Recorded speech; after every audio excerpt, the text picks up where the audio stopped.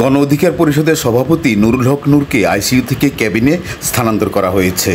সাংবাদিকদের এই তথ্য জানিয়েছেন ঢাকা মেডিকেল কলেজ হাসপাতালের পরিচালক। এর আগে গত 1 সেপ্টেম্বর সকালে নূরকে দেখতে যান নৌ পরিবহন উপদেষ্টা এম সাখাওয়াত হোসেন। নূরের শারীরিক অবস্থার খোঁজ খবর নেন তিনি। নূরের শারীরিক অবস্থা ক্রমেই উন্নতি হচ্ছে। তিনি নেতাকর্মীদের দিক নির্দেশনা দিচ্ছেন বলে জানান গণ অধিকার পরিষদের নেতা মোহাম্মদ আশরাফুল আলম। কথা বলতে পারে, চোখ খুলতে পারে এবং উনি কনসার্ন আছে এবং উনি আমাদের খোঁজখবর নিচ্ছে দলের অ্যাক্টিভিটিস কী অবস্থা, কোথায় কি আমাদের কোনো কর্মসূচি আছে কি না, এবং উনি কর্মসূচিও মোটামুটি দিক নির্দেশনা দিচ্ছে যে এই কর্মসূচিগুলো আপনারা এরপরে ইমপ্লিমেন্ট করবেন। পরে নূরের শারীরিক অবস্থা নিয়ে সাংবাদিকদের ব্রিফ করেন ঢাকা মেডিকেল কলেজ হাসপাতালের পরিচালক। ওনার সব ক্ষেত্রেই উন্নতি হচ্ছে।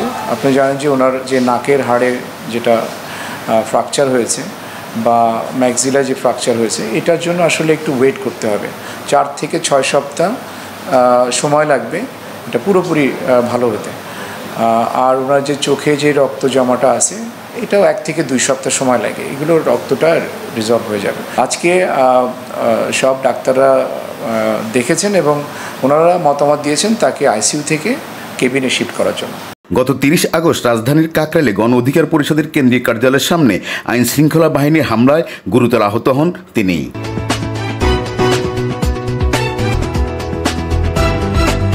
Farid Rahman, CFC news, Dhaka.